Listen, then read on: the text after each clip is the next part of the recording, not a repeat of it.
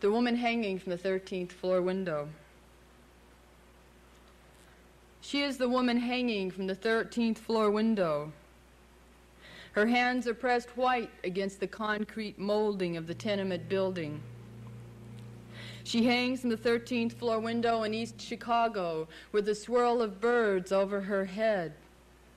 They could be a halo or a storm of glass waiting to crush her. She thinks she will be set free. The woman hanging from the 13th floor window on the east side of Chicago is not alone. She is a woman of children, of the baby, Carlos, and of Margaret, and of Jimmy, who is the oldest. She is her mother's daughter and her father's son. She is several pieces between the two husbands she has had.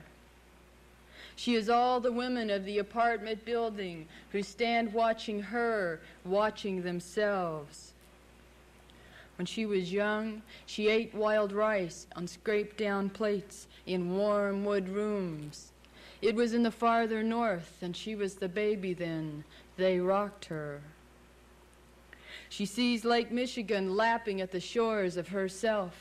It is a dizzy hole of water, and the rich live in tall glass houses at the edge of it. In some places, Lake Michigan speaks softly.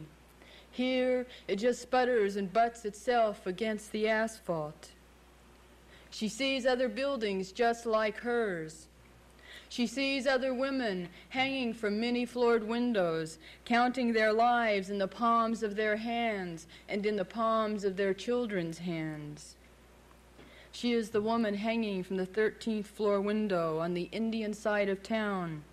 Her belly is soft from her children's births. Her worn Levi's swing down below her waist, and then her feet, and then her heart. She is dangling. The woman hanging from the 13th floor hears voices. They come to her in the night when the lights have gone dim. Sometimes they are little cats mewing and scratching at the door. Sometimes they are her grandmother's voice. And sometimes they are gigantic men of light whispering to her to get up, to get up, to get up. That's when she wants to have another child to hold on to in the night, to be able to fall back into dreams. And the woman hanging from the 13th floor window hears other voices. Some of them scream out from below for her to jump. They would push her over. Others cry softly from the sidewalks, pull their children up like flowers and gather them into their arms. They would help her like themselves.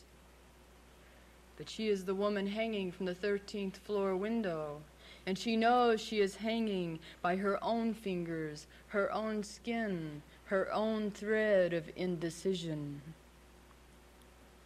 She thinks of Carlos, of Margaret, of Jimmy.